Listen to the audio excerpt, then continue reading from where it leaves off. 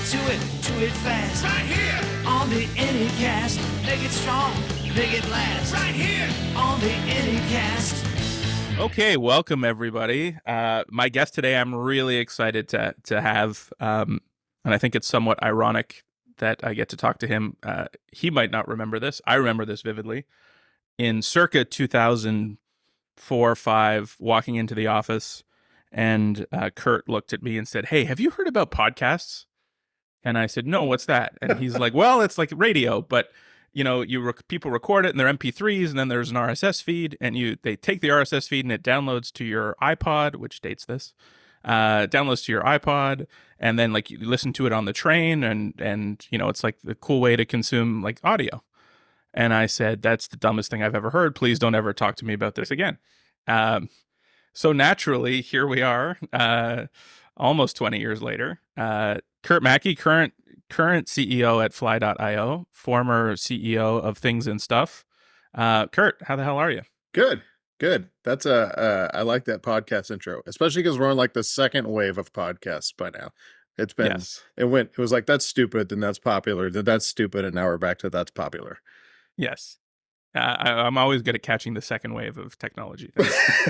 I feel like you are somebody who also does not appreciate a ton of bureaucracy. This is a very strange segue. I just figured out how. I like it. I don't even know. It's very surprising. I'm curious what's coming. We'll see. Yes.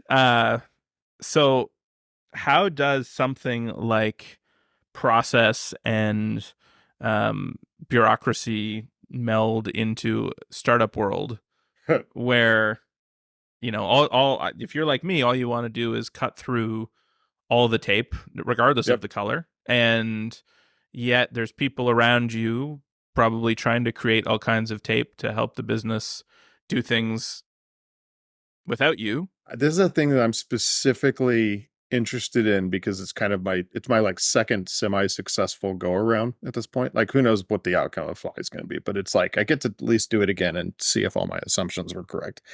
At the last company, I was very interested in building a company basically where I'd enjoy being employed by that company, if that makes sense. Mm-hmm. So built yourself a job.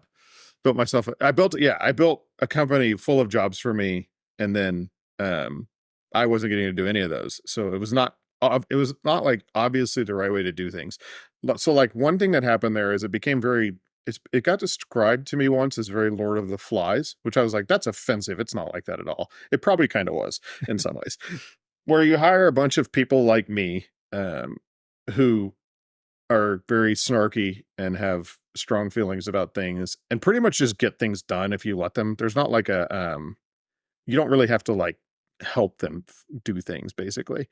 And it had a lot of good things about it, but there was some drama. It made it, I think, harder to hire than it needed to be. It was impossible to hire like junior level people into a I mean, I'm sure we could have hired them. It would have been impossible for them to do well because it was like, again, like, unless you're like me, you're probably not going to survive at this particular place. Mm-hmm.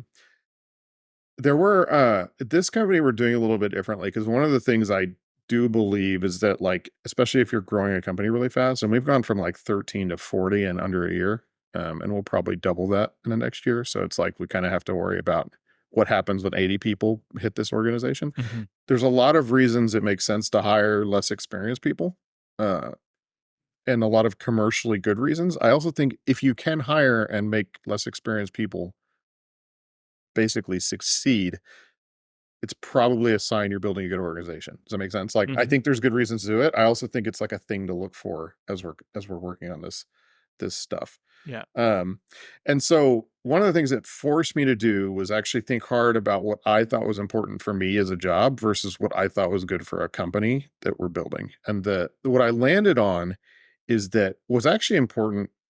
And one thing that I even at the time, I think it was intuitively important. It's like, I firmly believe if you can distribute decision-making power to the people doing the work, things work better, and you can move faster, and you can roll with changes, and you can like iterate faster on a very complicated problem, which is not the same thing as no process. But what it does is it gives you something that it gives you kind of a framework for when processes might become useful.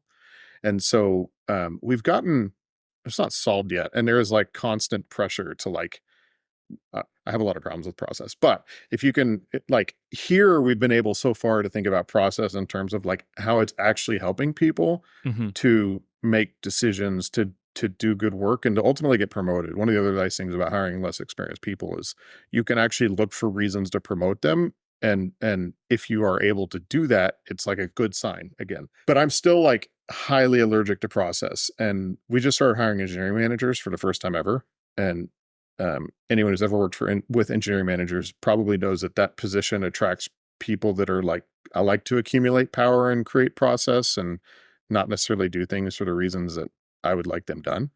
Mm-hmm. Um, and that's the, yeah, I hate process for the sake of process. I think process that makes people better or makes it safer to fail at things is probably useful. You have a relatively unique process for hiring people. We do. Tell me about that. We we broadly call it work sample based hiring. So we will not look at resumes. Actually, one point of contention within the company recently is we need to use an ATS, an applicant tracking software package, like I'm Lever. familiar with the acronym. Yes, right. None of them let you disable the resume on the apply form. Ooh. And like I'm like banging the desk, like we will not ask people for a resume. This is important. Like I don't care if it's optional, like we're not putting it there. We can't use it if it has this. Yeah. Which is like it's kind of persnickety, but I think it's important for at least what we would establish with candidates. Mm. And so what we do for literally everyone who applies is we give them a take-home project to do that's as close to real work here as we can possibly come up with. The best cases of it is actually like a problem we've extracted from existing software here. So like if you're a full stack dev, you're getting a kind of a skeleton Phoenix app right now, and we want you to add a feature to it. And like we design these to be almost like pass fail. And this works really well for developers. And we want people that are good at this thing. It's like someone who already knows Phoenix can be able to do it in 2 hours is kind of the criteria. And someone who doesn't know Phoenix, like we want to give them a lot of time to learn it. I think that if people can finish something like that, really good sign. Mm. One of the things about a weird hiring process is that it's surprising to people in a bad way sometimes. Yeah. And so we actually lay out for them as like, instead of doing a phone screen, we did this work sample, but this is basically the equivalent time and energy we expect you to send on a phone screen. And if you get past that, we actually do something called a work day, which would be the same as getting interviewed somewhere else, but we're doing something slightly different. But like over time, you're putting the exact same amount of time into hiring here as you would be somewhere else. And then the work day, they actually, in this remote world, they get on Slack with us for 2 hours, and we basically like work on something together. And what happens is two people from the company or in there, one's kind of managing the workday and the other one acts as like their peer, like a person they would be working with. And we basically spend 2 hours shipping a feature or kind of building some kind of landing page, and you can imagine any number of other things that someone would be doing during actual work. And the neat thing there is the person helping them isn't screening. Their job is just to help them do well at this. It's one of these things like, if we can help someone do well at this workday for 2 hours, they're probably worth hiring. Because it doesn't matter how good they were to start. It doesn't matter how much answering question we had to do. It's like, that would be a good thing to do. Yeah. It's kind of cool. It's kind of interesting. It's weird to do a weird hiring process, but I think everyone's hiring process is terrible. And so like, why not? So are you good at hiring now? Like, how do you feel about your current process? I don't think it's possibly good at it. I think that this gets into the realm of like, how do you actually judge people's performance? Because hiring is kind of the first part of judging performance. I think good actually looks different than people would expect for this stuff. And so to me, we're getting better at making it predictable. We're getting better at like minimizing negative surprises from hiring through like promotion. Yep. Like, but I don't think we'll ever be good at it. It's like I think that we can be marginally better than other companies, and that's a huge win, but that's about as far as it's ever going to go. Yeah. Well, we'll go to where we started. What's the one piece of technology you wish would go away, die, or is most under delivering? Oh my gosh. I actually think the most under delivering is anything that involves me putting information into a computer. Like, I think one of the weirdest things about remote work is how useless it is for me to draw on like a piece of paper or a whiteboard. And that's still the best way to think about things. And so we've kind of created this world now where like the way that I think I think.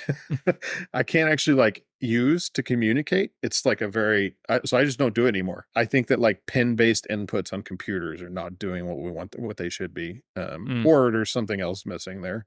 Yeah. And also AirPods should just die. Well then, on that note, Yes. Kurt, thank you very much for your time. Yes. Thank It you is for having always me. a pleasure. This is different, another round, so much more to talk about.